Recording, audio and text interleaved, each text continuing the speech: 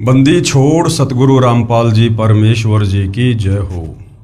परमपिता परमात्मा सारी सृष्टि के रचनहार कुल मालिक असंख्य ब्रह्मांडों के स्वामी जगत गुरु तीनों लोकों में प्रवेश करके सबका धारण पोषण करने वाले राजाधिराज आत्माधार नाथों के नाथ देवों के देव महादेव सर्वेश्वर महेश्वर मृत्युंजय अजरो अमर आदि अनादि सनातनी प्रभु जगत पिता जगदीश्वर श्री श्री 1008 की उपाधि के वास्तविक अधिकारी अकाल मूरत शब्द स्वरूपी राम वासुदेव सर्वगतम ब्रह्म परम पूज्य प्रथम पूज्य परम संत परम पुरुष परम धनी परम दयालु सत्य कबीर हक्का कबीर अल्लाहु कबीर अल्लाहु अकबर बाखबर अल्लाह ताला जगत के तारणहार जगत के मुक्तिदाता जगत के जगन्नाथ हारे के सहारे हिंदुओं के राम मुसलमानों के अल्लाह सिखों के वाहिगुरु ईसाइयों के मसीह दया के सागर दयानिधि करुणा के सागर करुणानिधि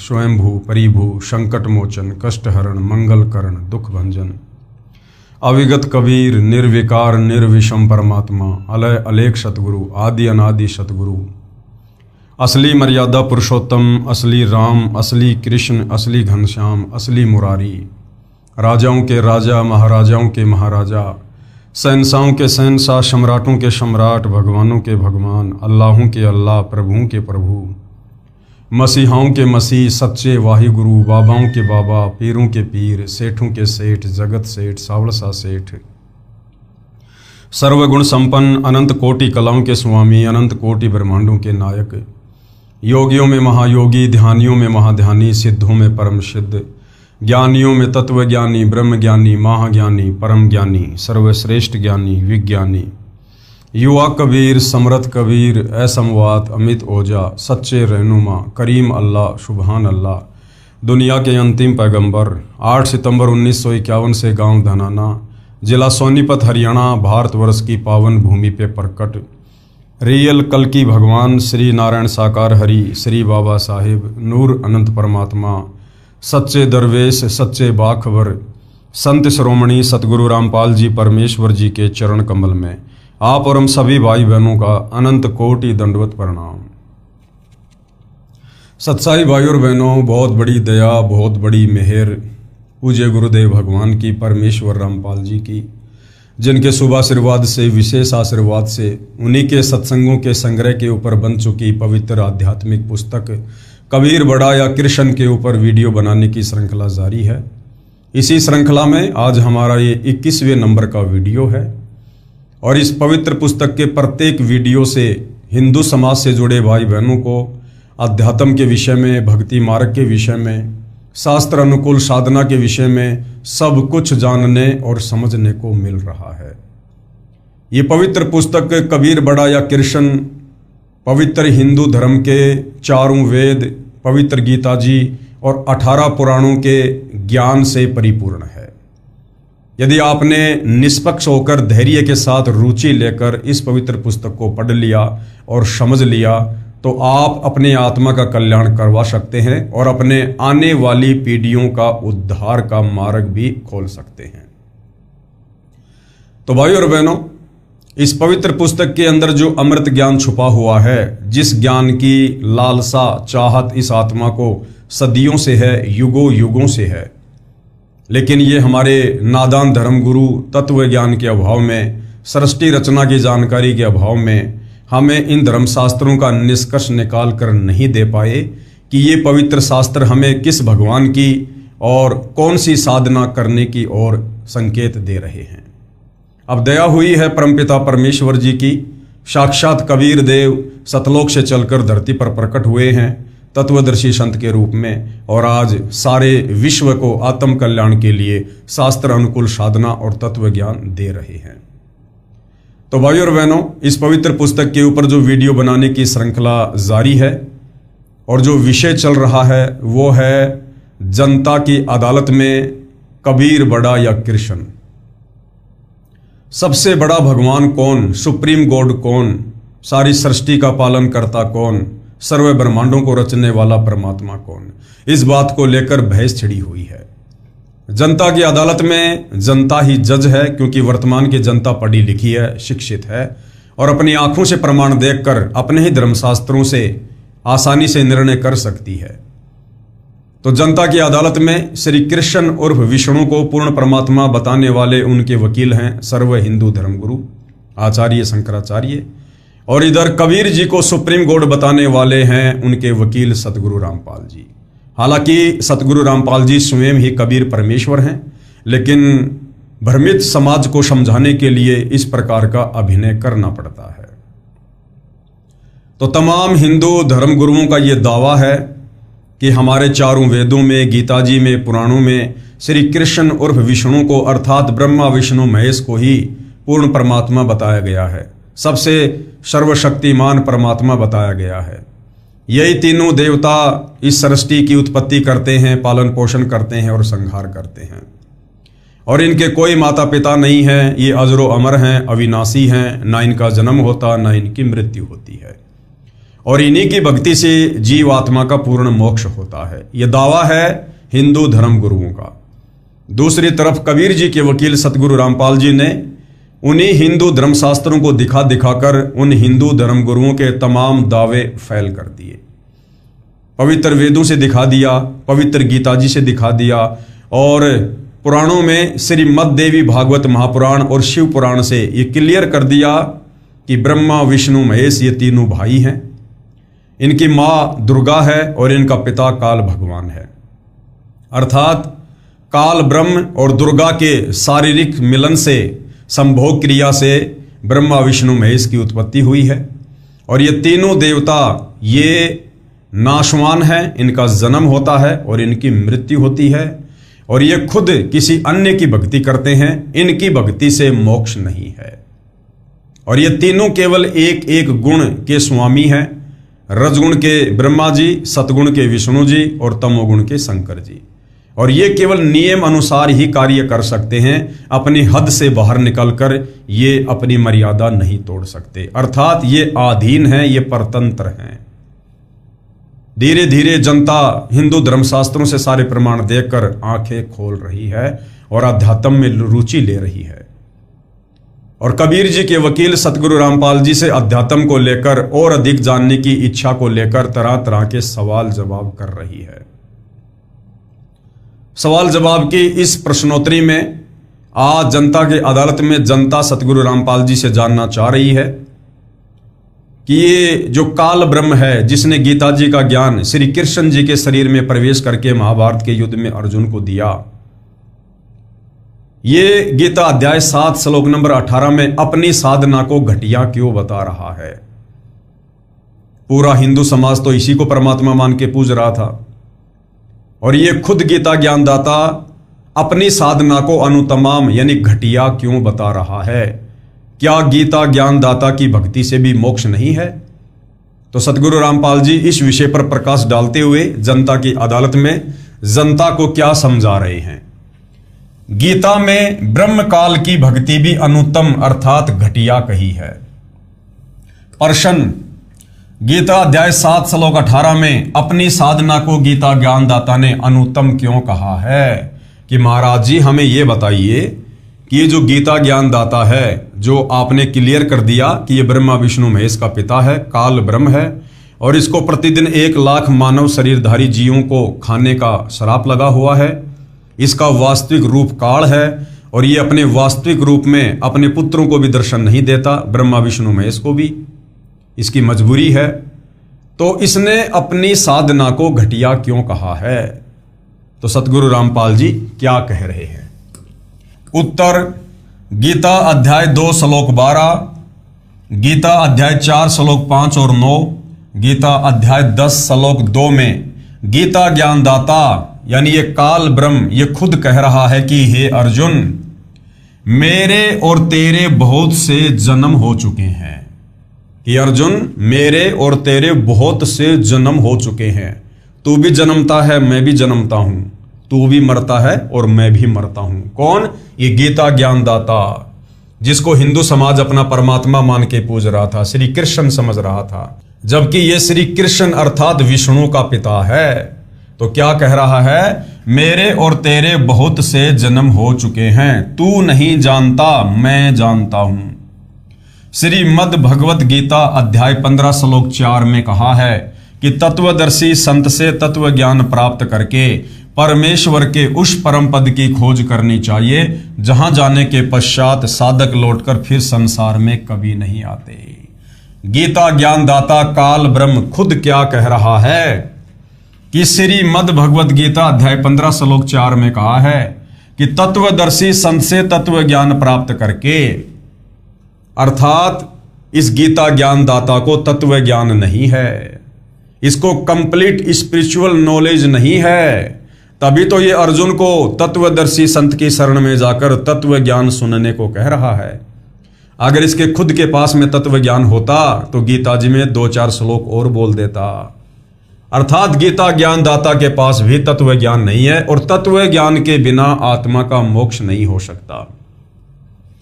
कि तत्वदर्शी संत से तत्व ज्ञान प्राप्त करके फिर परमेश्वर के उस परम पद की खोज करनी चाहिए। कौन से परम पद की? सतलोक की, सचखंड की, जहां जाने के पश्चात साधक यानी भगत लौटकर फिर संसार में कभी नहीं आते। यानी अर्जुन उस तत्वदर्शी संत से तत्व ज्ञान प्राप्त करके, भक्ति प्राप्त करके और फिर लो लगा लेनी चाहिए भक्ति में सतलोक जाने के लिए।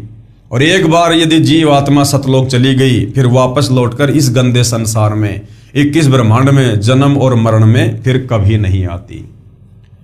और जिस परमेश्वर से, जिस कबीर परमात्मा से संसार रूपी वृक्ष की प्रवृत्ति विस्तार को प्राप्त हुई हो, यानी जिस परमात्मा ने सारी सृष्टि को रचा है, अर्थात जिस परमेश्वर ने सर्व संसार की उत्पत्ति की है, सतलोक, अगम लोक, अलख लोक, अनामी लोक, अक्षर पुरुष के 7 संग ब्रह्मांड, काल के 21 ब्रह्मांड, जिस परमेश्वर ने सारी सृष्टि को, सारे ब्रह्मांडों को, सभी जीव आत्माओं को रचा है, उत्पन्न किया है, उसी परमेश्वर की भक्ति कर।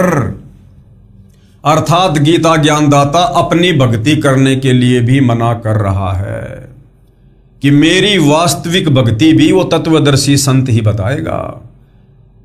मेरी भक्ति का पूर्ण लाभ भी तत्वदर्शी संत के बताए अनुसार भक्ति करने से प्राप्त होगा। अर्थात गीता ज्ञानदाता क्लियर कर रहा है कि उस तत्वदर्शी संत के बताए अनुसार उस पूर्ण परमेश्वर की भक्ति करनी चाहिए। तो ना ही तो गीता ज्ञानदाता को तत्व ज्ञान है और ना ही गीता ज्ञानदाता सुप्रीम गॉड है। अगर यही सर्व श्रेष्ठ परमात्मा होता तो फिर अपने से अन्य उस परमेश्वर की शरण में जाने के लिए अर्जुन को क्यों कह रहा है? फिर गीता अध्याय 18 श्लोक 62 में गीता ज्ञानदाता ने कहा है कि हे अर्जुन, तू सर्व भाव से उस परमेश्वर की शरण में जा। देखो फिर गीता अध्याय 18 श्लोक 62 में भी कह रहा है अर्जुन को कि अर्जुन तू सर्व भाव से, यानी और सारी पूजा पाठ छोड़ के उस तत्वदर्शी संत के बताए अनुसार उस परमेश्वर की शरण में जा, उस परम अक्षर ब्रह्म की, तत् ब्रह्म की, कबीर देव की भक्ति कर। उस परमेश्वर की कृपा से ही तू परम शांति तथा सनातन परम धाम को प्राप्त होगा, यानी तेरा पूर्ण मोक्ष होगा, तू सतलोक को जाएगा। हे धर्मदास, जब तक जन्म मरण रहेगा तब तक परम शांति नहीं हो सकती। और इस काल के लोक में जन्म और मरण ये हार्ड एंड फास्ट रूल है, अटल नियम है। जन्म और मृत्यु, ये काल खुद जन्म लेता है और मरता है, तो बाकी जीवों की क्या औकात जो अमर हो जाएंगे। अमर हो सकते हैं यदि तत्वदर्शी संत की शरण में आकर आजीवन मर्यादा में रहकर भक्ति करके मोक्ष करवा लिया, तो फिर सतलोक में जाकर हम सदा सदा के लिए अमर हो जाएंगे। जब तक जन्म और मरण रहेगा तब तक परम शांति नहीं हो सकती और न ही सनातन परम धाम प्राप्त हो सकता। वास्तव में परम गति उसको कहते हैं जिसमें जन्म मरण सदा के लिए समाप्त हो जाए, जो ब्रह्म साधना से कभी नहीं हो सकती। यानी काल की साधना से जन्म मरण कभी समाप्त नहीं हो सकता। इसलिए गीता अध्याय 7 श्लोक 18 में गीता ज्ञानदाता ने, इस काल ब्रह्म ने, ब्रह्मा विष्णु महेश के पिता ने, दुर्गा के पति ने बताया है कि जो ज्ञानी आत्मा है मेरे विचार में सब नेक हैं, परंतु वे सब मेरी अनुत्तम यानी घटिया गति में ही लीन है। जो ज्ञानी आत्मा हैं, जिन्होंने वेदों को पढ़ा और वेदों को पढ़ के निष्कर्ष निकाल लिया, जैसा भी उनके समझ में आया कि ये ओम मंत्र है जाप करने का, है ये काल का, लेकिन इसको पूर्ण परमात्मा का मानकर उन ज्ञानी आत्माओं ने जी जान से भक्ति की पूर्ण मोक्ष प्राप्ति के लिए। लेकिन ये ओम मंत्र तो काल का है। अंत में वो ब्रह्मलोक में चले गए और ब्रह्मलोक में गए हुए प्राणी गीता अध्याय 8 श्लोक 16 के अनुसार फिर जन्म और मरण में आते हैं। तो ये काल ब्रह्म कह रहा है गीता अध्याय 7 श्लोक नंबर 18 में कि अर्जुन, ये ज्ञानी आत्मा है तो उदार, ये अच्छी है, नेक है, ये समर्पित हो गए बेचारे परमात्मा पाने के लिए, लेकिन ये मेरी वाली घटिया साधना में लगे रहे। मेरी वाली साधना को, मेरे ओम मंत्र को ये परमात्मा का मंत्र मानकर बेचारे लगे रहे, जिस कारण से ये भी मोक्ष प्राप्त नहीं कर पाते और अंत में इनको भी ब्रह्मलोक से वापस आकर जन्म और मरण में पड़ना पड़ता है, क्योंकि वे मेरी यानी ब्रह्म की भक्ति कर रहे हैं। ब्रह्म की साधना का ओम मंत्र है, इससे ब्रह्म लोक प्राप्त होता है। गीता अध्याय 8 श्लोक 16 में स्पष्ट है कि ब्रह्म लोक में गए हुए साधक भी पुनः लौटकर संसार में आते हैं, इसलिए उनको परम शांति नहीं हो सकती, सनातन परम धाम प्राप्त नहीं हो सकता, यानी काल की साधना से परम गति नहीं हो सकती। वेदों में वर्णित साधना से परमात्मा प्राप्ति नहीं होती, क्योंकि इन 4 वेदों में केवल ब्रह्म तक की साधना है, और जो 5वां वेद है, सूक्ष्म वेद है, जिसको परमात्मा खुद आकर बोलता है, उस 5वें वेद से आप और हमारी परम गति होगी। जब उस 5वें वेद के ज्ञान को बताने वाला परमात्मा कबीर देव खुद तत्वदर्शी संत के रूप में धरती पर प्रकट होता है, और उस समय यदि हम उनकी शरण में जाकर आजीवन मर्यादा में रहकर भक्ति करते हैं तो फिर हमारी परम गति होती है, हमारा जन्म मरण समाप्त होता है। तो काल की साधना से क्या होता है? ओम नाम की कमाई से कुछ सिद्धियां प्राप्त हो जाती हैं, जिसके द्वारा ऋषिजन चमत्कार करके किसी को हानि करके प्रसिद्ध हो जाते हैं। अंत में पाप के भागी होकर 84 लाख प्रकार के प्राणियों के शरीरों में कष्ट उठाते रहते हैं। इसलिए ब्रह्म साधना से होने वाली गति अर्थात उपलब्धि अनुत्तम है, यानी घटिया है। अब आगे बताया गया है कि ब्रह्म साधक का क्या चरित्र है, यानी काल की भक्ति करने वाले का, काल की साधना करने वाले का चरित्र बताया जा रहा है कि वो किस प्रकार से कभी भी कुछ न कुछ गलतियां कर देता है काल प्रेरणा से। क्यों? क्योंकि काल की भक्ति करने के चलते वो काल के ही अधीन होता है, यानी उस साधक का रिमोट इस काल ब्रह्म के हाथ में होता है। ये काल ब्रह्म जैसा चाहे उस साधक को नाच नचाता है। तो ब्रह्म साधक का चरित्र, ऋषि चुनक द्वारा मानधाता के विनाश की कथा प्रसंग। गीता ज्ञानदाता ब्रह्म ने गीता अध्याय 7 श्लोक 16 और 17 में बताया है कि मेरी भक्ति 4 प्रकार के भगत करते हैं। सबसे पहले कौन? आरत। आरत का मतलब कौन होता है? जो संकट निवारण के लिए भक्ति करते हैं, जो वेद मंत्रों के आधार से केवल अपने कष्ट निवारण के लिए भक्ति करते हैं, उनको कहते हैं आर्त साधक। दूसरा है अर्थार्थी, यानी धन लाभ के लिए जो वेदों को पढ़कर और केवल धन प्राप्ति के लिए भक्ति करते हैं, उनको कहते हैं अर्थार्थी। तीसरे नंबर पर है जिज्ञासु, जो ज्ञान प्राप्त करके वक्ता बन जाते हैं। और चौथा है ज्ञानी, जो केवल मोक्ष प्राप्ति के लिए भक्ति करने वाले हैं। इनमें से 3 को छोड़कर, यानी अर्थार्थी, आर्त और जिज्ञासु, काल ने तीनों को रिजेक्ट कर दिया। और चौथा जो ज्ञानी है उसके विषय में काल कह रहा है, इनमें से 3 को छोड़कर चौथे ज्ञानी को अपना पक्का भगत गीता ज्ञानदाता ने बताया है। पेश है गीता अध्याय 7 श्लोक 16 और 17 की फोटोकॉपियां। गीता अध्याय 7 श्लोक 16 की फोटोकॉपी। चतुर्विधा, यानी 4 प्रकार के साधक, भजनते यानी भजते हैं, माम यानी मुझे, जना, शुक्रतिन अर्जुन, आरत जिज्ञासु अर्थार्थी, ज्ञानी चय भरत वर्षभ।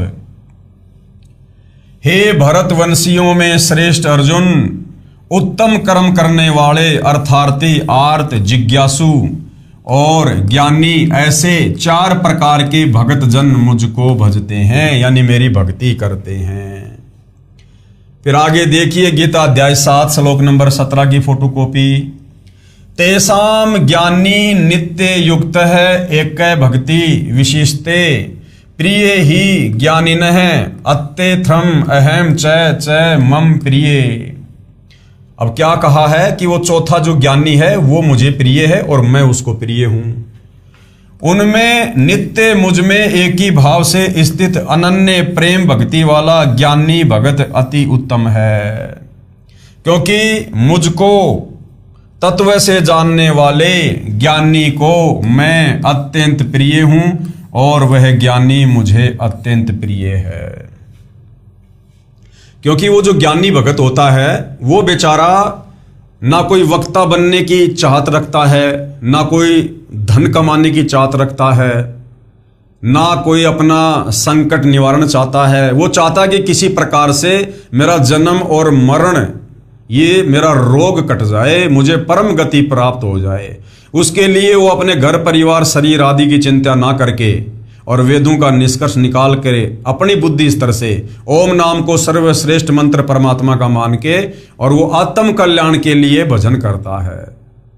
तो काल कहता है कि वो जो अनन्य भाव से यानी केवल सर्व भाव से जो मुझ काल की ओम नाम के साथ में साधना करता है बिना किसी जिज्ञासा के निष्काम भाव से, वो ज्ञानी भगत मुझे प्रिय है।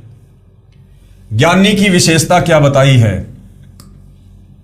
ज्ञानी वह होता है जिसने जान लिया कि मनुष्य जीवन केवल मोक्ष प्राप्ति के लिए ही प्राप्त होता है। उसको यह भी ज्ञान होता है कि पूर्ण मोक्ष के लिए केवल एक परमात्मा की भक्ति करनी चाहिए। पूर्ण मोक्ष के लिए केवल एक ही परमात्मा की भक्ति करनी चाहिए, अन्य किसी और की नहीं। यानी व्यभिचारिणी भक्ति इस मार्ग में नहीं चलती है। व्यभिचारिणी भक्ति का मतलब होता है अपने एक इष्ट के साथ अन्य की भी पूजा करना।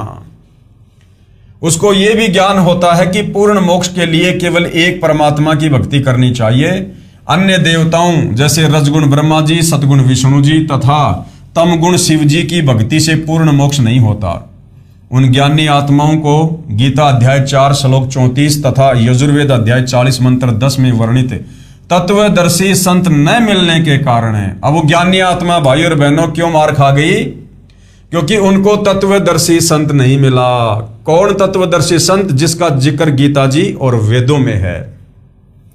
उन ज्ञानी आत्माओं को गीता अध्याय 4 श्लोक 34 तथा यजुर्वेद अध्याय 40 मंत्र 10 में वर्णित तत्वदर्शी संत ना मिलने के कारण उन्होंने वेदों से स्वयं निष्कर्ष निकाल लिया कि ब्रह्म समर्थ परमात्मा है, कि यह काल ही समर्थ भगवान है और ओम इसकी भक्ति का मंत्र है। इस साधना से ब्रह्म लोक प्राप्त हो जाता है, यही मोक्ष है। इसलिए वो बेचारे ज्ञानी भी धोखा खा जाते हैं।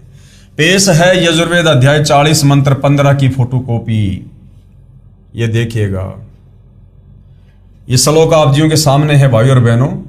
वायु अनिलम अमृतम थेदम भस्मांतरम शरीरम ओम कृत्युषमर किल्वेशमर और कृत्युषमर। गुरुदेव ने प्रत्येक शब्द का यहां पर शब्दार्थ किया है। हम सीधा सीधा इसके भावार्थ पे चलेंगे। ये फोटोकॉपी यजुर्वेद अध्याय 40 मंत्र 15 की है। इसका अनुवाद महर्षि दयानंद आर्य समाज प्रवर्तक ने किया है, जो गलत है। इसके मूल पाठ में स्पष्ट किया है कि ओम कृत्युषमर किल्वेशमर और कृत्युम समर, यानी ओम नाम का जाप कार्य करते करते हुए करो, विशेष कसक के साथ सुमरण करो और मानव जन्म का मुख्य उद्देश्य मानकर सुमरण करो। महर्षि दयानंद जी ने लिखा है कि जिसका ओम नाम उसको स्मरण कर, उसको याद कर, यानी जिसका ओम मंत्र है ना उसको याद कर, यानी काल को याद कर, ब्रह्म को याद कर, ओम मंत्र का जाप नहीं करना। यह कहना है महर्षि दयानंद जी का। अर्थात इन्होंने वेदों के अर्थों का अनर्थ किया है। महर्षि दयानंद जी ने लिखा है कि जिसका ओम नाम है उसको सुमर, यानी उसको याद कर। यहीं से गलत अर्थ हो जाता है। हमने वेद के मंत्र को देखना है, अनुवाद गलत है उसे छोड़ देना है। इस यजुर्वेद अध्याय 40 मंत्र 15 का यथार्थ अनुवाद इस प्रकार है। ओम नाम का सुमरण कार्य करते करते करो, यानी अपना काम धंधा भी करो। किसान है तो अपना खेत में मजदूरी करो, नौकरी वाला है अपना काम धंधा करो। वो कार्य करते करते भी जो मंत्र है उसका जाप करो और विशेष तड़प के साथ करो। मनुष्य जीवन का परम कर्तव्य मानकर सुमरण करो, यानी मनुष्य जन्म केवल मोक्ष प्राप्ति के लिए मिलता है और भक्ति से ही मोक्ष होगा, ये सोचकर विशेष कशक के साथ करो। ओम का जाप मृत्यु पर्यंत करने से इतना अमृतत्व प्राप्त हो जाएगा जितना ओम के सुमरण से होता है। यजुर्वेद अध्याय 40 मंत्र 15। ज्ञानी आत्माओं ने परमात्मा प्राप्ति के लिए हठ योग किया, एक स्थान पर बैठकर घोर तप किया तथा ओम नाम का जाप किया, क्योंकि उनको गाइड करने वाला तत्वदर्शी संत उनको नहीं मिला, जिस कारण से वो मनमाना आचरण करने लग जाते हैं। जबकि वेदों व गीता में हठ करने, घोर तप करने वाले मूर्ख, दंभी तथा राक्षस बताए हैं। गीता अध्याय 3 श्लोक 4 से 9, गीता अध्याय 16 श्लोक 17 से 20 तथा गीता अध्याय 17 श्लोक 1 से 6। बताता हूं इनको हठयोग करने की प्रेरणा कहां से हुई। ये जो ज्ञानी हैं या ये जितने भी जो काल उपासक हैं, इनको ओम नाम के साथ साथ में तप करने की प्रेरणा कहां से हुई। श्री देवी पुराण गीता प्रेस गोरखपुर से प्रकाशित सचित्र मोटा टाइप के 3रे स्कंद में लिखा है कि ब्रह्मा जी ने अपने पुत्र नारद को बताया कि जिस समय मेरी उत्पत्ति हुई, ब्रह्मा जी खुद कह रहा है कि मेरी भी उत्पत्ति हुई है, जबकि हमारे नादान धर्मगुरु श्री ब्रह्मा जी को सृष्टि का कर्ता, सृष्टि का उत्पत्ति कर्ता, प्रजापति ना जाने क्या क्या संज्ञा देते हैं कि सब ब्रह्मा जी से उत्पन्न हुए हैं, ब्रह्मा जी का कोई जन्म नहीं हुआ। जबकि ब्रह्मा जी खुद स्वीकार करते हैं कि बेटा नारद, मेरी उत्पत्ति कमल के फूल पर हुई। श्री ब्रह्मा जी ने अपने पुत्र नारद को बताया कि जिस समय मेरी उत्पत्ति हुई मैं कमल के फूल पर बैठा था। आकाशवाणी हुई कि तप करो तप करो, मैंने 1000 वर्ष तप किया। अब उस समय तक तो ब्रह्मा जी ने वेदों की शक्ल भी नहीं देखी थी। जब काल ने इसको कमल के फूल पर सचेत किया और जैसे ही ब्रह्मा जी होश में आया और चारों तरफ देखा, यहां तो चारों तरफ जल ही जल है, पृथ्वी का कोई नामो निशान नहीं है। 1000 वर्ष तक ब्रह्मा जी घूमता रहा, अन्वेषण करता रहा, ब्रह्मा जी को कहीं पृथ्वी दिखाई नहीं दी। फिर इस काल ने, ब्रह्मा के पिता ने, काल ब्रह्म ने, गीता ज्ञानदाता ने आकाशवाणी की और कहा तप करो तप करो। तो ब्रह्मा जी ने तप करना शुरू किया और तप करने से ब्रह्मा जी को सिद्धियां प्राप्त हो गई। ब्रह्मा जी की बैटरी चार्ज कर दी काल ने। उसके बाद फिर आगे चलकर समुद्र मंथन में ब्रह्मा जी को वेद प्राप्त हुए और बाद में ब्रह्मा जी ने देखा कि वेदों में तो भैया कोई ब्रह्म परमात्मा है और उसका ओम मंत्र है। तो ब्रह्मा जी ओम मंत्र का जाप करने लगे और जो आकाशवाणी हुई थी, जो काल ने की थी, साथ में वो तप भी करने लगे और यही रोग फिर आगे ब्रह्मा जी के वंशजों को लग गया। तो क्या बताया ब्रह्मा जी ने नारद को कि बेटा नारद, श्री ब्रह्मा जी ने अपने पुत्र नारद को बताया कि जिस समय मेरी उत्पत्ति हुई, यानी मेरा जन्म हुआ, मैं होश में आया, मैं कमल के फूल पर बैठा था, आकाशवाणी हुई कि तप करो, मैंने 1000 वर्ष तक तप किया। पेश है गीता अध्याय 3 श्लोक 4 और 9 की फोटोकॉपियां। ये देखिएगा।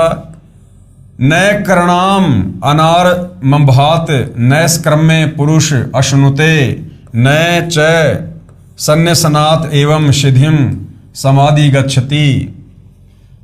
ये देखिएगा, परंतु किसी भी मार्ग के अनुसार कर्मों का स्वरूप से त्यागने की आवश्यकता नहीं है, क्योंकि मनुष्य न तो कर्मों का आरंभ किए बिना निष्कर्मता को यानी योग निष्ठा को प्राप्त होता है और न कर्मों के केवल त्यागने मात्र से सिद्धि यानी सांख्य निष्ठा को ही प्राप्त होता है। आगे देखिए, गीता अध्याय 3 श्लोक नंबर 5 की फोटोकॉपी है।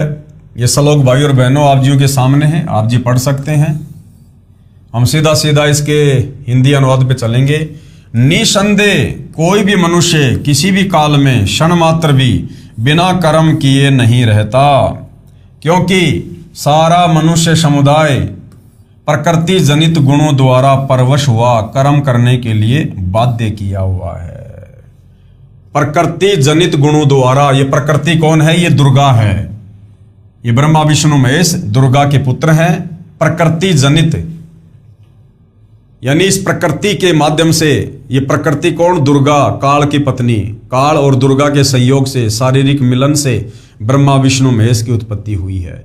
और उसके बाद में इस काल ने तीनों पुत्रों को एक एक गुण से युक्त कर दिया। रजगुण से ब्रह्मा को, सतगुण से विष्णु को, तमोगुण से शंकर को। और पूरे प्राणी समुदाय को, सभी जीवों को इन्हीं तीन गुणों के अंतर्गत बांध दिया। यानी ब्रह्मा विष्णु महेश के माध्यम से, तीनों गुणों के प्रभाव से ये काल यहां पर अपनी सृष्टि चला रहा है। तो प्रकृति जनित यानी दुर्गा के द्वारा उत्पन्न तीनों गुणों द्वारा, यानी ब्रह्मा विष्णु महेश के द्वारा परवश हुआ कर्म करने के लिए बाध्य किया जाता है।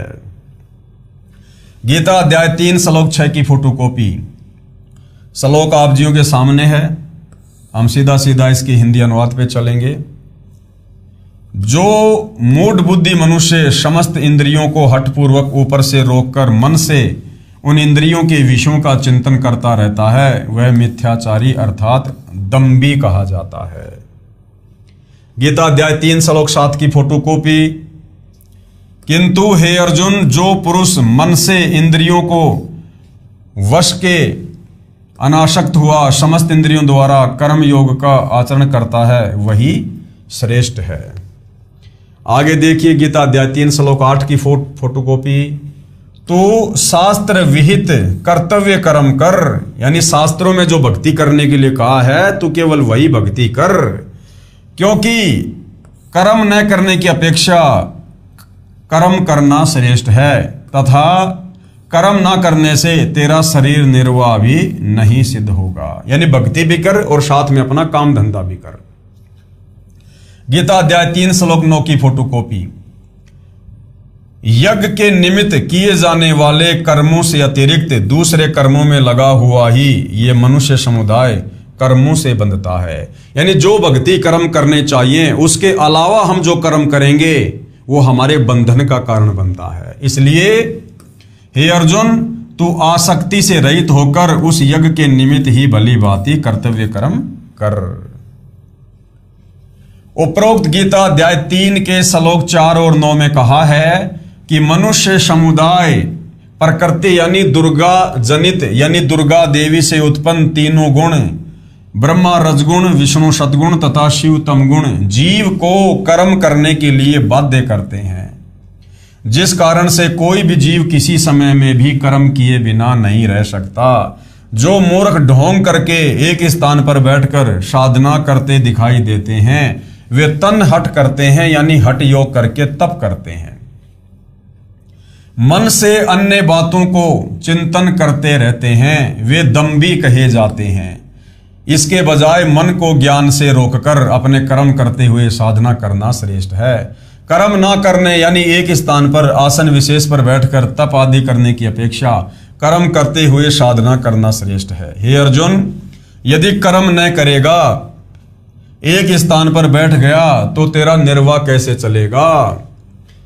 यज्ञ यानी धार्मिक अनुष्ठानों के निमित्त किए जाने वाले कर्मों के अतिरिक्त दूसरे कर्मों में लगा हुआ मनुष्य समुदाय कर्मों से बंधता है। यानी भक्ति तथा सत्संग व सेवा दान आदि ना करके अन्य कर्म करने से मानव को कर्म बांधते हैं, यानी जन्म मरण के चक्कर में डालते हैं। इसलिए हे अर्जुन, तू धार्मिक अनुष्ठान व भक्ति के निमित्त कर्तव्य कर्म कर, घोर तप मत कर। यानी गीता जी तो तप करने के लिए मना कर रही है। और हमारे जितने भी साधु संत महात्मा ऋषि थे वो ओम नाम के साथ में तप किया करते थे। तो ये तप की बीमारी इस काल ब्रह्म ने ब्रह्मा जी के माध्यम से सबको लगा रखी है। पेश है गीता अध्याय 16 श्लोक 17 से 20 की फोटोकॉपियां। वे अपने आप को ही श्रेष्ठ मानने वाले घमंडी पुरुष धन और मान के मद से युक्त होकर केवल नाम मात्र के यज्ञों द्वारा पाखंड से शास्त्र विधि रहित यजन करते हैं। गीता अध्याय 16 श्लोक 18 की फोटोकॉपी। अहंकार, बल, घमंड, कामना और क्रोध आदि के परायण और दूसरों की निंदा करने वाले पुरुष अपने और दूसरों के शरीर में स्थित मुझ अंतर्यामी से द्वेष करने वाले होते हैं। गीता अध्याय 16 श्लोक 19 की फोटोकॉपी। उन द्वेष करने वाले पापाचारी और क्रूर कर्मी नराधमों को मैं संसार में बार बार आसुरी योनियों में ही डालता हूं। यानी तप करने वालों को यह काल कह रहा है कि मैं राक्षस योनि में डालता हूं, आसुरी योनियों में, नीच योनियों में। गीता अध्याय 16 श्लोक 20 की फोटोकॉपी। आसुरीम योनिन आपन्ना मूढ़ा जन्मनि जन्मनि माम अप्राप्य एवं कौन्ते तत् यान्ति अधमाम गतिम। हे अर्जुन, वे मूढ़ मुझको न प्राप्त होकर ही जन्म जन्म में आसुरी योनि को प्राप्त होते हैं, फिर उससे भी अति नीच गति को प्राप्त होते हैं, अर्थात घोर नरकों में पड़ते हैं। उपरोक्त गीता अध्याय 16 श्लोक 17 से 20 में बताया है कि जो शास्त्र विधि त्याग कर मनमाना आचरण करते हैं। सीधी सीधी बात है भाइयों और बहनों, जो व्यक्ति गीता अध्याय 4 श्लोक 34 के अनुसार तत्वदर्शी संत की शरण में आकर भक्ति नहीं करते हैं, वो व्यक्ति शास्त्र विधि को त्याग कर मनमाना आचरण कर रहे हैं। वो चाहे किसी भी धर्म का कोई भी सर्वश्रेष्ठ धर्म गुरु क्यों ना हो। और सीधा सीधा अर्थ यह है कि वर्तमान में इस धरती पर सतगुरु रामपाल जी को अपना सतगुरु धारण ना करके कोई भी धर्मगुरु, कोई भी व्यक्ति मंदिर, मस्जिद, चर्च, गुरुद्वारे किसी भी देश में, पृथ्वी के किसी भी कोने पर जो भी भक्ति कर रहा है वो शास्त्र विधि को त्याग के मनमाना आचरण है। वे अपने आप चुनी हुई भक्ति साधना करते हैं। जैसे हमारे हिंदू धर्मगुरु अपने मनमुखी मंत्र जाप बना लेते हैं, राधे राधे श्याम मिला दे, हरे राम हरे कृष्णा, जय जय राम सीताराम, ओम नमो भागवते वासुदेवाय नमः। तो वो अपने आप ही अपनी साधना को चुन लेते हैं काल प्रेरणा से और अपने अनुयायियों को दे देते हैं, जिस कारण से वो भी नरक में और उनके भगत भी नरक में। वे अपने आप चुनी हुई भक्ति साधना करते हैं। वे अपने आप को ही श्रेष्ठ मानने वाले घमंडी पुरुष शास्त्र विधि रहित भक्ति करते हैं। ये जितने भी धर्मगुरु हैं सारे के सारे घमंडी हैं, घमंडी, क्योंकि काल प्रेरणा से शास्त्र विरुद्ध साधना कर रहे हैं। अब इनको जो लाभ मिल रहा है, जो महिमा मिल रही है, ये महिमा और लाभ इनको अपने किसी पूर्व मनुष्य जन्म में की गई सत भक्ति के कारण वर्तमान में मिल रही है। यानी पहले इन्होंने कभी किसी जन्म में पूर्ण परमात्मा की शरण में आकर दान धर्म करके जो अपनी आध्यात्मिक बैटरी चार्ज की थी, उसका फल ये वर्तमान में मनुष्य जन्म प्राप्त करके भोग रहे हैं। लेकिन वर्तमान में ये शास्त्र विरुद्ध साधना कर रहे हैं और फिर भी इनको लाभ हो रहे हैं, तो ये सोच रहे हैं कि हम जो कर रहे हैं बस वो सर्वश्रेष्ठ है। इसी धोखे में काल इनको डाल के रखता है। मेरी बात ना मानकर मेरे से द्वेष करने वाले होते हैं। उन द्वेष करने वाले यानी मनमाना आचरण करने वाले, पाप कर्म करने वाले, पापाचारी, यानी जो शास्त्र विधि को त्याग के मनमाना आचरण करता है, समझो पाप कर रहा है। पापाचारी, क्रूर कर्मी और नीच मनुष्यों को संसार में बार बार आसुरी योनियों में डालता हूं। हे अर्जुन, वे मूढ़ यानी मूर्ख मुझको न प्राप्त होकर जन्म जन्म में आसुरी यानी राक्षस योनि प्राप्त जन्म को प्राप्त होंगे। आज ये हमारे धर्मगुरु, साधु संत, महात्मा, ऋषि, मंडलेश्वर, आचार्य, शंकराचार्य, आज ये सब शास्त्र विधि को त्याग के मनमाना आचरण कर रहे हैं। और यदि समय रहते इन्होंने अपने हाथ खड़े नहीं किए और सतगुरु रामपाल जी की शरण में आकर शास्त्र अनुकूल साधना नहीं की, तो गीता जी के अनुसार अगले जन्मों में ये काल इनको आसुरी योनियों में डालेगा, जन्म जन्म आसुरी योनियों में। फिर उससे भी अधमाम यानी अति नीच गति को प्राप्त होते हैं, भूत प्रेत बनेंगे, फिर नरक में जाएंगे। विचार गीता में स्पष्ट है कि जो एक स्थान पर बैठकर घोर तप करते हैं वे मूर्ख राक्षस व्यक्ति हैं, घोर नरक में गिरते हैं, नीच योनियों को प्राप्त होते हैं। आप जी ने श्री देवी पुराण के प्रथम स्कंद के अध्याय 4 में पढ़ा कि श्री विष्णु जी घोर तप कर रहे थे। श्री विष्णु जी ने कहा है कि मैं तप करता रहता हूं, फिर राक्षसों को मारता हूं, कभी अवसर मिला तो लक्ष्मी के साथ सुखपूर्वक समय बिताने का सौभाग्य प्राप्त होता है। गीता जी में तप करने वालों को मूर्ख यानी नराधम नीच मनुष्य राक्षस कहा है। अब बताओ श्री विष्णु जी क्या हैं? श्री विष्णु जी खुद स्वीकार कर रहे हैं श्री देवी पुराण में कि मैं तो घोर तप करता हूं, और गीता जी मना कर रही है कि जो व्यक्ति घोर तप करते हैं वो तो मनुष्यों में नीच हैं। तो देख लो भाई और बहनों, श्री विष्णु जी को कितना ज्ञान है अध्यात्म के विषय में। अगर गीता ज्ञान दाता श्री कृष्ण उर्फ विष्णु होता तो क्या श्री विष्णु को इस बात का नहीं पता कि गीता जी में तो जो तप करते हैं उनको नीच की संज्ञा दी है, फिर विष्णु जी खुद क्यों तप करते हैं? अर्थात ये गीता जी का ज्ञान श्री कृष्ण उर्फ विष्णु ने नहीं, बल्कि श्री कृष्ण जी के शरीर में प्रेत की भांति प्रवेश करके इस काल ब्रह्म ने बोला है। श्री विष्णु जी तप करने में लगे रहते हैं। इससे यह भी सिद्ध होता है कि श्री कृष्ण जी को गीता ज्ञान का कै ख भी पता नहीं था। महादुखी रहते हैं, कभी घोर तप करते हैं, सिद्धि प्राप्त करके राक्षसों से युद्ध करते रहते हैं, नारकीय जीवन जी रहे हैं। परमेश्वर कबीर जी ने कहा वह सत्य सिद्ध होता है कि ब्रह्मा विष्णु शिव जी दुखिया जिन ये राह चलाई हो, और साच कहूं तो जगत नहीं माने और झूठूं जगपति आई हो। अब आपके श्री कृष्ण और श्री विष्णु जी ही गलत साधना करते हैं तो आप उनके पुजारियों का क्या हाल होगा? आपको यथार्थ भक्ति का ज्ञान नहीं है। और आगे पढ़ें गीता अध्याय 17 श्लोक 1 से 6 में। अब धर्मदास जी की आंखें फटी की फटी रह गई सारे प्रमाण देखकर। जैसे गीता अध्याय 16 श्लोक 23-24 में कहा है कि जो साधक शास्त्र विधि को त्याग कर अपनी इच्छा से मनमाना आचरण करते हैं, जैसे धर्मदास भी शास्त्र विधि को त्याग कर अपनी इच्छा से अपने गुरु के कहे अनुसार मनमाना आचरण करने के लिए ही मथुरा में आया हुआ था। उनको न तो कोई सुख की प्राप्ति होती है, न उनको सिद्धि प्राप्त होती है, यानी कोई कार्य सिद्ध नहीं होता, ना उनकी कोई गति यानी मुक्ति होती है। इसलिए अर्जुन, शास्त्रों में वर्णित विधि से साधना कर, चारों वेद और गीता जी जो बता रहे हैं वही भक्ति कर, और फिर तत्वदर्शी संत मिलने के बाद जैसा तत्वदर्शी संत तुझे निर्देशित करे केवल वैसी ही भक्ति कर। अध्याय 16 में कुल 24 श्लोक हैं। इसके पश्चात अध्याय 17 प्रारंभ हो जाता है, जिसके श्लोक नंबर 1 से 6 में इसी से संबंधित प्रसंग है। अर्जुन ने गीता अध्याय 17 श्लोक 1 में प्रश्न किया कि हे कृष्ण, क्योंकि अर्जुन को तो श्री कृष्ण ही बोलता दिखाई दे रहा था, इसलिए कृष्ण कह रहा है, जबकि श्री कृष्ण जी के शरीर में वो काल प्रवेश था।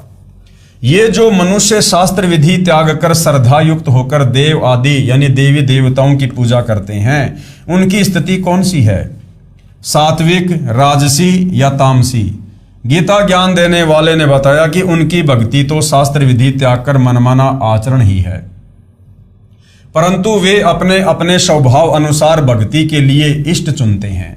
जो अच्छे स्वभाव के यानी जो सात्विक हैं वे देवताओं की पूजा करते हैं। गीता अध्याय 7 श्लोक 12 से 15 तथा 20 से 23 में देवताओं के पुजारियों को राक्षस स्वभाव को धारण किए हुए मनुष्यों में नीच दूषित कर्म करने वाले मूर्ख कहा है।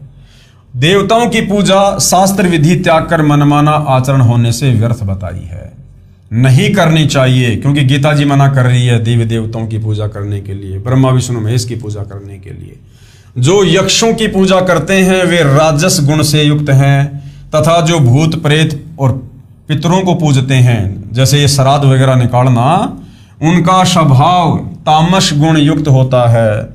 जो साधक जन शास्त्र विधि से रहित घोर तप को तपते हैं वे दम्भी अहंकारी व्यक्ति शरीर में स्थित मुझे तथा अन्य प्राणियों यानी कमल चक्रों में ब्रह्मा विष्णु शिव गणेश व दुर्गा देवी आदि को, मुझको यानी काल ब्रह्म को भी दुखी करने वाले हैं। उन अज्ञानियों को असुर यानी राक्षस स्वभाव के जान। पेश है गीता अध्याय 17 श्लोक 1 से 6 की फोटोकॉपी। हे कृष्ण, जो मनुष्य शास्त्र विधि को त्याग कर श्रद्धा से युक्त हुए देव आदि का पूजन करते हैं, उनकी स्थिति फिर कौन सी है? सात्विक है अथवा राजसी या तामसी?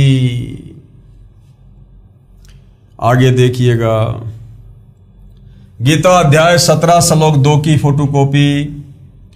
मनुष्यों की वह शास्त्रीय संस्कार से रहित केवल स्वभाव से उत्पन्न श्रद्धा सात्विकी और राजसी तथा तामसी ऐसे तीनों प्रकार की ही होती है, उसको तू मुझसे सुन।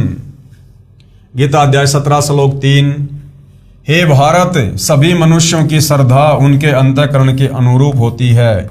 यह पुरुष श्रद्धामय है, इसलिए जो पुरुष जैसी श्रद्धा वाला है वह स्वयं भी वही है। गीता अध्याय 17 श्लोक 4 की फोटोकॉपी। सात्विक पुरुष देवों को पूजते हैं, राजस पुरुष यक्ष और राक्षसों को तथा अन्य जो तामस हैं यानी जो तमोगुणी मनुष्य हैं वे प्रेत और भूत गणों को पूजते हैं। गीता अध्याय 17 श्लोक 5 की फोटोकॉपी। हे अर्जुन, जो मनुष्य शास्त्र विधि रहित केवल मन कल्पित घोर तप को तपते हैं तथा दंभ और अहंकार से युक्त एवं कामना आसक्ति और बल के अभिमान से भी युक्त हैं।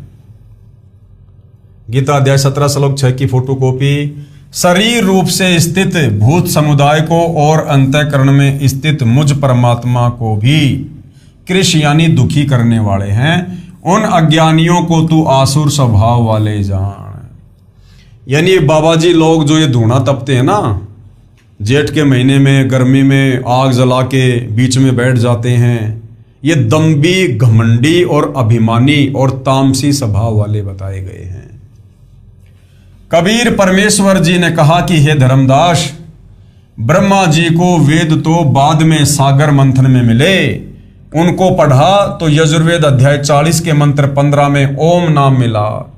उसका जाप तथा आकाशवाणी से सुना हठयोग यानी घोर तप दोनों मिलाकर ब्रह्मा जी स्वयं करने लगे तथा अपने संतानों यानी ऋषियों को बताया। चारों वेदों तथा इन्हीं का निष्कर्ष श्रीमद् भगवद गीता में हठ करने घोर तप करने वालों को राक्षस, क्रूर कर्मी, नराधम यानी नीच व्यक्ति कहा है। अब सोचिए ब्रह्मा जी किस श्रेणी में है। गीता जी में हठ योग करना, तप करना मना है, उनको आसुर स्वभाव वाले मनुष्यों में नीच कहा है। और हमारे ब्रह्मा जी, हमारे विष्णु जी, हमारे शंकर जी, ये तीनों देवता तप करते हैं। तो सोचिए भाई और बहनों, ये किस कैटेगरी में है। प्रमाण गीता अध्याय 16 श्लोक 17 से 20 तथा अध्याय 17 श्लोक 1 से 6 में जो अभी हमने ऊपर पढ़े हैं, वही साधना ज्ञानी आत्मा ऋषिजन करने लगे। उन ज्ञानी आत्माओं में से एक चुनक ऋषि का प्रसंग सुनाता हूं। यानी काल ब्रह्म के जो साधक हैं उनका क्या चरित्र है, जिससे आपके प्रश्न का सटीक उत्तर मिल जाएगा। एक चुनक नाम का ऋषि था। कौन था? चुनक नाम का ऋषि था। उसने हजारों वर्षों तक घोर तप किया, यानी वेदों के विरुद्ध साधना की, गीता के विरुद्ध साधना की, मनमाना आचरण किया तथा ओम नाम का जाप किया। यह ब्रह्म की भक्ति यानी काल की भक्ति है। और ब्रह्म ने प्रतिज्ञा कर रखी है कि मैं किसी साधना यानी न वेदों में वर्णित यज्ञ से, न जप से, न तप से किसी को भी दर्शन नहीं दूंगा, क्योंकि इसको श्राप लगा हुआ है। गीता अध्याय 11 श्लोक 48 में कहा कि हे अर्जुन, तूने मेरे जिस रूप के दर्शन किए अर्थात मेरा ये काल रूप देखा, ये मेरा स्वरूप है। इसको न तो वेदों में वर्णित विधि से देखा जा सकता है, न किसी जप से, न तप से, न यज्ञ से तथा न किसी अन्य क्रिया से देखा जा सकता है। गीता ज्ञान दाता ने गीता अध्याय 7 श्लोक 24-25 में स्पष्ट किया है कि यह मेरा अविनाशी विधान है कि मैं कभी किसी को दर्शन नहीं देता, अपनी योग माया से यानी सिद्धि से छुपा रहता हूं। और ये मूर्ख लोग मुझे मनुष्य रूप अर्थात कृष्ण रूप में मान रहे हैं। जो सामने सेना खड़ी थी उसकी ओर संकेत करके गीता ज्ञानदाता यानी काल ब्रह्म कह रहा था, कहने का भाव था कि मैं कभी किसी को दर्शन नहीं देता, अब तेरे ऊपर अनुग्रह करके ये अपना रूप दिखाया है। भावार्थ, वेदों में वर्णित विधि से तथा अन्य प्रचलित क्रियाओं से ब्रह्म प्राप्ति नहीं है, इसलिए उस चुनक ऋषि को परमात्मा प्राप्ति तो हुई नहीं, सिद्धियां प्राप्त हो गई। ओम नाम का जाप और साथ में तप करने से चुनक ऋषि को सिद्धियां प्राप्त हो गई। ऋषियों ने उसी को भक्ति की अंतिम उपलब्धि मान लिया। जिसके पास अधिक सिद्धियां होती थी वह अन्य ऋषियों से श्रेष्ठ माना जाने लगा। यही उपलब्धि चुनक ऋषि को हुई थी। एक मानधाता चक्रवर्ती राजा था। चक्रवर्ती वो होता है जिसका पूरी पृथ्वी पर शासन हो। उसके पास 72 अक्षौणी यानी 72 करोड़ सेना थी। राजा ने अपने अधीन राजाओं को कहा कि जिसको मेरी पराधीनता स्वीकार नहीं है वे मेरे साथ युद्ध करें। एक घोड़े के गले में एक पत्र बांध दिया कि जिस राजा को राजा मानदाता की अधीनता स्वीकार ना हो वो इस घोड़े को पकड़ ले और युद्ध के लिए तैयार हो जाए। पूरी पृथ्वी पर किसी भी राजा ने घोड़ा नहीं पकड़ा। घोड़े के साथ कुछ सैनिक भी थे। वापस आते समय ऋषि चुनक ने पूछा कि कहाँ गए थे सैनिकों। उत्तर मिला कि पूरी पृथ्वी पर घुमाए, किसी ने घोड़ा नहीं पकड़ा, किसी ने राजा का युद्ध नहीं स्वीकार किया। ऋषि ने कहा कि मैंने ये युद्ध स्वीकार कर लिया। काल ब्रह्म के साधक का चरित्र कैसा होता है? दम्भी, अभिमानी, घमंडी। मानदाता ने जो घोड़ा छोड़ा था कि भाई अगर कोई मेरे से युद्ध करना चाहे तो इस घोड़े को पकड़ ले, किसी ने घोड़ा नहीं पकड़ा। सैनिक घोड़ा लेकर वापस आ रहे थे मानदाता की झोपड़ी के पास से। मानदाता ने पूछा, सैनिकों जब तुम गए तब भी घोड़ा आगे था, तुम पीछे थे, घोड़े पर कोई सवार नहीं था, आ रहे हो तो भी घोड़ा खाली है, चक्कर क्या है? तो सैनिकों ने सारी बात बता दी। तो चुनक ऋषि ने उस राजा के अभिमान को तोड़ने के लिए और घोड़े को पकड़ लिया कि मैंने तुम्हारे राजा मानदाता का युद्ध स्वीकार कर लिया, मेरे से युद्ध करो और अपना घोड़ा ले जाओ।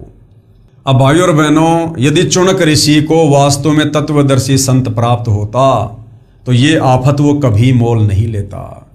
उसे अपने मनुष्य जीवन के लक्ष्य का पता होता कि मैंने भैया सांसारिक झमेलों से बाहर निकलकर, राजा लोग अपना काम करेंगे, करते रहेंगे, मैं बीच में टांग क्यों अड़ाऊं, मैं भगत हूं, मेरा काम भक्ति करना है, अपना मोक्ष प्राप्त करना है। लेकिन काल के साधक का चरित्र होता है दम्भी, घमंडी, अभिमानी। कब काल रिमोट दबा के उसको प्रेरणा कर दे। तो काल ने चुनक ऋषि को प्रेरणा कर दी और चुनक ऋषि ने राजा मानदाता के युद्ध को स्वीकार कर लिया, क्योंकि काल ने तो उसकी दुर्गति करवानी थी। उसकी सारी भक्ति कमाई जो उसने ओम नाम के जाप की तप की वो नष्ट करवानी थी। तो काल प्रेरणा से चुनक ऋषि ने वो युद्ध स्वीकार कर लिया, जबकि करनी चाहिए थी भक्ति, लेकिन काल वश था इसलिए काल के रिमोट से चल रहा था और कहा कि मैंने तुम्हारे राजा का युद्ध स्वीकार कर लिया। ऋषि ने कहा कि मैंने यह युद्ध स्वीकार किया। सैनिक बोले, हे कंगाल, तेरे पास खाने को तो दाने नहीं और युद्ध करेगा महाराजा मानदाता के साथ। ऋषि चुनक जी ने घोड़ा पकड़कर पेड़ से बांध लिया। मानदाता राजा को पता चला तो युद्ध की तैयारी हुई। राजा ने 72 अक्षौणी सेना की 4 टुकड़ियां बनाई। ऋषि पर हमला करने के लिए एक टुकड़ी 18 अक्षौणी, एक अक्षौणी में लगभग पैदल प्लस रथों पर, हाथियों और घोड़ों पर सवार सैनिक 2,18,000 होते थे, सेना भेज दी। दूसरी ओर ऋषि ने अपनी सिद्धि से 4 पुतलियां बनाई। अब उसने चुनक ऋषि ने क्या किया? जो उसने डले ढोए थे, जो साधना की थी, तप किया था, जो सिद्धियां आ गई थी, उसने आध्यात्मिक अपनी सिद्धि से 4 एटम बम तैयार कर लिए, पुतलियां तैयार कर ली। एक पुतली छोड़ी जिसने राजा की 18 अक्षौणी सेना का नाश कर दिया। राजा ने दूसरी टुकड़ी छोड़ी, ऋषि ने दूसरी पुतली छोड़ी, उसने दूसरी टुकड़ी 18 अक्षौणी सेना का नाश कर दिया। इस प्रकार चुनक ऋषि ने मानदाता राजा की 4 पुतलियों से 72 अक्षौणी सेना नष्ट कर दी, जिस कारण से महर्षि चुनक की महिमा पूरी पृथ्वी पर फैल गई। इस अनर्थ के कारण सर्वश्रेष्ठ ऋषि माना गया। हे धर्मदास, जिंदा रूपधारी परमात्मा बोले, ऋषि चुनक ने जो सेना मारी, ये पाप कर्म ऋषि के संचित कर्मों में जमा हो गए। अब हत्या चाहे किसी की जुबान से कर दो, चाहे सिद्धि से कर दो, या चाहे किसी हथियार से कर दो, वो उसके पाप कर्मों में लिखे जाते हैं। ऋषि चुनक ने जो ओम एक अक्षर का जाप किया, वह उसके बदले ब्रह्मलोक में जाएगा, फिर अपना ब्रह्मलोक का सुख समय व्यतीत करके पृथ्वी पर जन्मेगा। जो हठ योग तप किया उसके कारण पृथ्वी पर राजा बनेगा, फिर मृत्यु के उपरांत कुत्ते का जन्म होगा, और जो 72 अक्षौणी सेना मारी थी वह अपना बदला लेगी। कैसे? कुत्ते के सिर में जख्म होगा और उसमें कीड़े बनकर 72 अक्षौणी सेना अपना बदला चुकाएगी। यह है काल की भक्ति की उपलब्धि। इसलिए हे धर्मदास, गीता ज्ञानदाता यानी काल ब्रह्म ने अपनी साधना से होने वाली गति यानी मुक्ति को अनुत्तम यानी अश्रेष्ठ कहा है। इसलिए गीता ज्ञानदाता काल ब्रह्म ने गीता अध्याय 7 श्लोक नंबर 18 में अपनी ओम नाम की साधना को, भक्ति को अनुत्तम यानी घटिया, अश्रेष्ठ बताया है कि मेरी भक्ति साधना से भी आत्मा को परम गति प्राप्त नहीं हो सकती। अब श्री कृष्ण जी के वकील जो जनता की अदालत में श्री कृष्ण जी की पैरवी कर रहे हैं, उनको सर्वश्रेष्ठ परमात्मा बता रहे हैं, वो क्या कह रहे हैं? श्री कृष्ण जी ने मोर ध्वज राजा के पुत्र तामर ध्वज को जीवित किया था। जो आरे यानी लकड़ी काटने का जो औजार होता है, लकड़ी को चीरने का, उस आरे से बीचों बीच चीर कर 2 फाड़ कर दिया था, वो मर गया था। क्या इनमें शक्ति नहीं है? अब जनता की अदालत में श्री कृष्ण जी के वकील हिंदू धर्मगुरु कह रहे हैं, जब देखा कि हमारी तो हर प्रकार से मिट्टी पलित कर दी कबीर जी के वकील सतगुरु रामपाल जी ने, हमारे ब्रह्मा विष्णु महेश को नाशवान घोषित करके, इनके माता पिता हैं, इनकी जन्म और मृत्यु होती है, ये सुप्रीम कोर्ट नहीं है, और जनता भी अपनी आंखों से देख रही है कि भाई कबीर जी के वकील सारी बातें सही कह रहे हैं। तो अपनी बेइज्जती होती देखकर अंत में श्री कृष्ण जी के वकील हिंदू धर्म गुरुओं ने अंत में एक दाव खेला कि हमारे श्री कृष्ण जी ने राजा मोर ध्वज के बेटे ताम्र ध्वज को और बीचों बीच आरे से चीरकर शरीर के 2 भाग करके जो मर चुका था फिर वापस उसको जोड़ के जीवित कर दिया। तो क्या श्री कृष्ण जी में शक्ति नहीं है क्या? ये भगवान नहीं है क्या? तो कबीर जी के वकील सतगुरु रामपाल जी भोली भाली जनता का किस प्रकार से ज्ञान आधार से समाधान कर रहे हैं कि भैया मैंने कब कहा कि इनमें शक्ति नहीं है, मैंने कब कहा कि ये भगवान नहीं है। इनमें शक्ति भी है, ये भगवान भी हैं, लेकिन इनकी शक्तियां सीमित है और ये केवल अपने अपने क्षेत्र के भगवान हैं, ये कंप्लीट भगवान नहीं हैं। तो राजा मोर ध्वज के पुत्र ताम्र ध्वज को चीरकर श्री कृष्ण जी ने क्यों जीवित कर दिया, इसके पीछे का कारण क्या था? और श्री कृष्ण जी महाभारत के युद्ध में मारे गए अपने सगे भाणजे अभिमन्यु को जीवित क्यों नहीं कर पाए? मोर ध्वज के बेटे ताम्र ध्वज को तो चीर के जीवित कर दिया श्री कृष्ण ने, लेकिन महाभारत के युद्ध के समय चक्रव्यूह में श्री कृष्ण जी का खुद का सगा भाणजा सुभद्रा का बेटा, क्योंकि सुभद्रा श्री कृष्ण जी की बहन थी, जब सुभद्रा का बेटा यानी अर्जुन का बेटा अभिमन्यु चक्रव्यूह में मारा गया था, सुभद्रा रो रही थी, अर्जुन रो रहा था। सुभद्रा अपने भाई श्री कृष्ण से प्रार्थना कर रही थी कि हे केशव अपने भांजे को जीवित कर दो, आपने तो मोर ध्वज के बेटे ताम्र ध्वज को भी जीवित कर दिया था, तो श्री कृष्ण जी अपने सगे भांजे अभिमन्यु को जीवित क्यों नहीं कर पाए? अब जनता असमंजस में पड़ गई कि भाई बात तो सही है, अगर श्री कृष्ण जी ने ताम्र ध्वज को जिंदा कर दिया तो अपने भांजे को भी जीवित कर सकते थे, लेकिन क्यों नहीं किया? क्या कारण था, क्यों नहीं कर पाए? अब भाई और बहनों, इस विषय में भोली भाली जनता का समाधान सतगुरु रामपाल जी तत्व ज्ञान आधार से कर रहे हैं। इस विषय में भाई और बहनों हम अगले वीडियो में विशेष तौर पर चर्चा करेंगे। तो धीरे धीरे जनता की अदालत में जनता अध्यात्म से परिचित होती जा रही है और भक्ति मार्ग में रुचि ले रही है और अच्छे से भक्ति मार्ग पर लगने के लिए दृढ़ होकर सतगुरु रामपाल जी से हर प्रकार से अपना समाधान करवा रही है। तो भाई और बहनों, अगला विषय होगा हमारा कि श्री कृष्ण जी किस स्तर के भगवान हैं और ये कितने समर्थ हैं, ये क्या कर सकते हैं, क्या नहीं कर सकते हैं, और इनसे ऊपर सुप्रीम कोर्ट कबीर देव क्या कर सकता है। इस विषय पर हम अगले एपिसोड में चर्चा करेंगे। तब तक पूज्य गुरुदेव भगवान हम सबको आज्ञा दें, आशीर्वाद दें, सद्बुद्धि दें, हमारा मार्गदर्शन करें। बंदी छोड़ सतगुरु रामपाल जी परमेश्वर जी की जय हो।